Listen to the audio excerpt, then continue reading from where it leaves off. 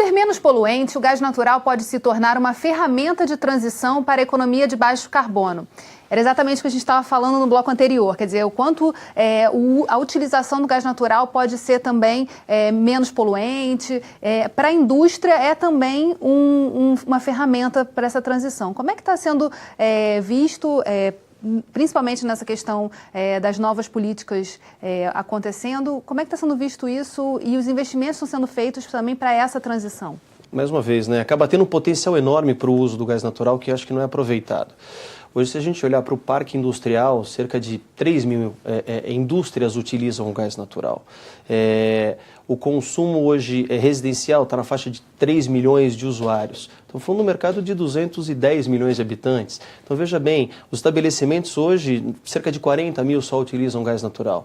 Então, o potencial de crescimento é enorme. O que faltava até então era uma rede bem estruturada, acesso e a preços competitivos. A gente percebe que baseado, né, ou com a expectativa de tudo que está nos trazendo o programa Gás para Crescer, a tendência é que isso cresça muito. Temos outro problema que é geração de energia, né? Por mais que seja feito investimento em outras fontes de geração, tanto a incentivada quanto a hidrelétrica, a gente sabe que o uso do gás natural é muito fácil, né? O liga e desliga de uma usina termoelétrica. Então é uma fonte de energia que em momentos de estresse hídrico, falta de chuva, você acaba entrando e é quando a gente acaba tendo o maior pico de consumo. Então acho que esse é um cenário bastante positivo em termos de que pela demanda que virá pelo consumo. E você tinha citado no bloco anterior os carros elétricos, né? Que agora há uma política mundial de estímulo aos carros elétricos. Mas a gente tem já os carros bicombustíveis com gasolina, gás e motor elétrico funcionando aí como uma oportunidade também de participar dessa transição, do setor de óleo e gás não sair completamente. Perfeito, né? Perfeito. É engraçado, recentemente em viagem aos Estados Unidos, em Houston, para você ter uma ideia, né? Uma cidade sede do petróleo, né? A quantidade de carro elétrico, a quantidade de pontos de abastecimento que você tem, porque, claro, o excedente em produção de energia, para eles não é nenhum problema você ter os parques onde você possa fazer esse tipo de carregamento. Aqui no Brasil isso vai ter que ser bem mexido. Isso vai ter que ser muito estudado, né, Luiz? É interessante, você tem alguns países eu estava, na semana passada, num grande congresso mundial sobre gás natural e surgiram lá alguns exemplos que são bem impactantes.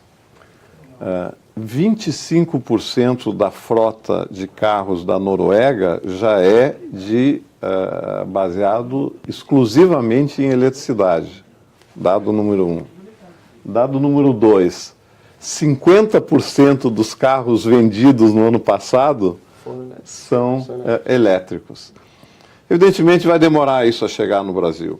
E a questão talvez que a gente tenha,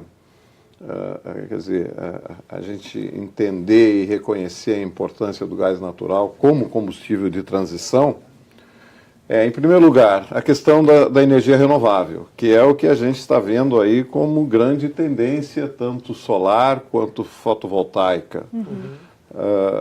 A questão toda é a seguinte: quando não tem vento e à noite, você precisa de alguma coisa para manter o suprimento elétrico.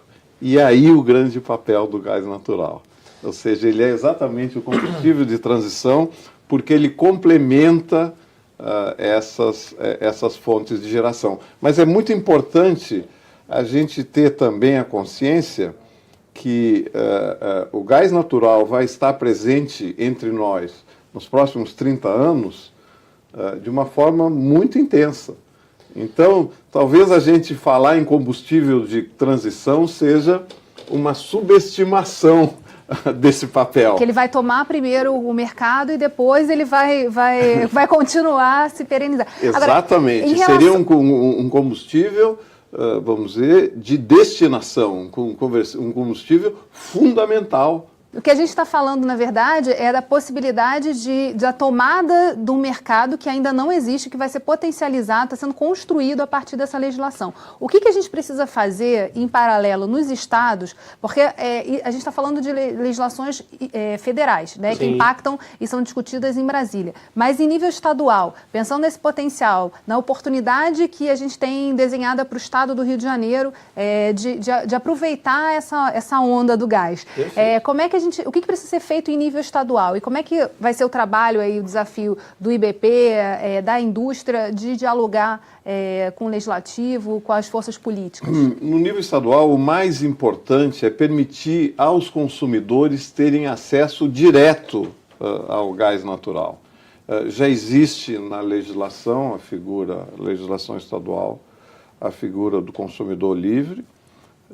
É isso ser colocado em prática, ou seja, a partir do momento que você tiver mais de um supridor, os consumidores que se enquadrem nessa categoria de consumidor livre vai pagar lá a tarifa da distribuição, pelo uso da infraestrutura, mas teriam a possibilidade de fazer a escolha de onde eles comprariam o gás natural. Isso é muito parecido, desculpe te interromper, Luiz, com o que aconteceu no setor elétrico, né? O setor elétrico, no momento onde a gente apresentou um excedente em geração, abriu-se a possibilidade para comercialização, se você, como disse o Luiz, né, atinge os patamares devidos para você comprar diretamente em quem está gerando.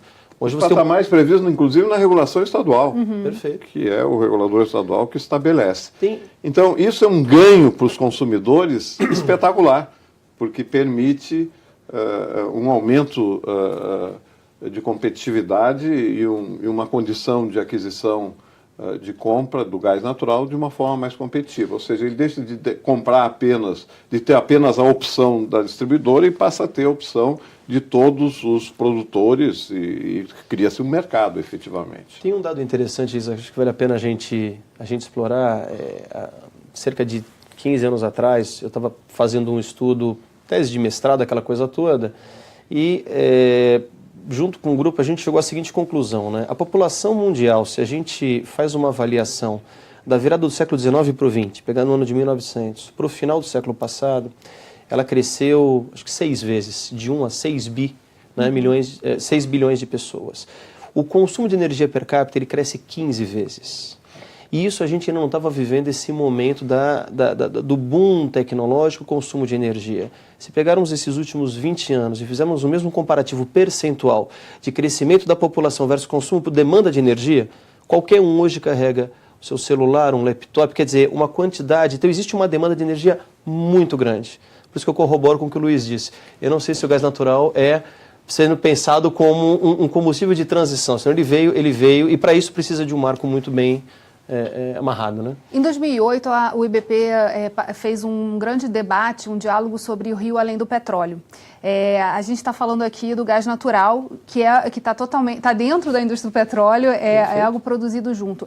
A gente pode considerar o gás como um potencial para a gente poder realizar essa questão do Rio além do petróleo?